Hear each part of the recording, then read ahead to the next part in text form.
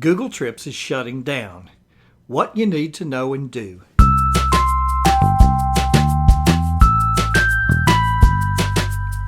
Oh no, it happened to me again. How often do you come to depend on a service and then that service ceases to exist? Even worse, imagine being in the middle of a presentation on a topic and find that the service has just announced a sunset date. That's happened to me more than once. And it happened again as soon as I posted last week's blog. You can read that one here.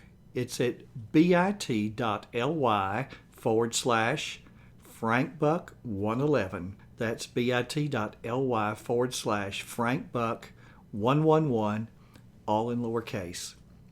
A few minutes after making an airplane reservation, I opened the Google Trips app to see if the new reservation was already there.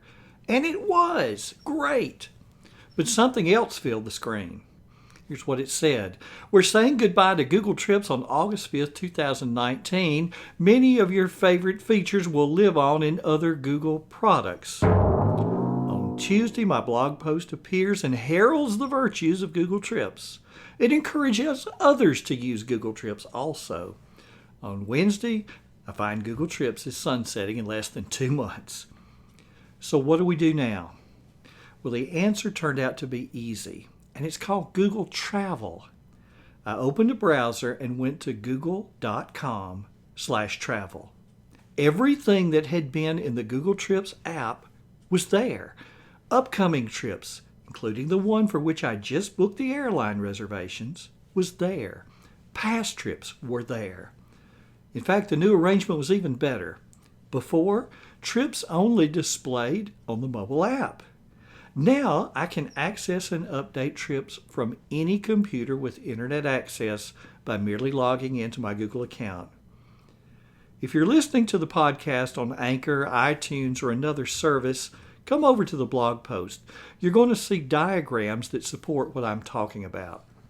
So now, exactly what does Google Trips do for you again? Well, in last week's blog post, I explained that Google Trips stores all your trip information in one place. Think about what happens when you book a hotel room, a reservation for a rental car, or buy an airline ticket. Within a few minutes, an email confirmation arrives, right? Well, if you're using Gmail, and that's the catch, you must be using Gmail, Google's algorithm recognizes the message as a reservation. It extracts the individual elements, such as the confirmation number, the date, the time, the flight number, the hotel name, the hotel address, etc., and Google's smart enough to see that the hotel you book in Dallas, the flight to Dallas, and the rental car reservation all have dates very close to each other, locations close to each other, and it concludes that it's all part of the same trip and puts it as one trip in Google Trips. Google creates a trip and displays each flight, the hotel stay, the rental car reservation, and in the blog post you're going to see an example of what that looks like. Following a speaking engagement in Orlando, I was headed straight to Chicago for another speaking engagement before returning home, and you'll see what that looks like. All I did was book the reservation. Google extracted the information and composed the nice summary in Google Trips that you'll see in that blog post. It also added the information to my Google Calendar. So what's your next step? All right, go to google.com/travel and see what might be in your account right now. You might be surprised. Look at how you can make reservations from within the site. You'll also see the ability to plan entire packages. What else do you need to do? Well, that's a good question. For starters, how about sharing the information with others? If you're on Twitter, over in the blog post, you're going to see a tweetable that you can click. And below that post are social sharing links for Facebook, Pinterest, Twitter, and LinkedIn. Click them to share on any of those platforms. And feel free to leave a comment while you're there. After exploring Google Travel, what do you think about it? You know, the world of technology changes rapidly.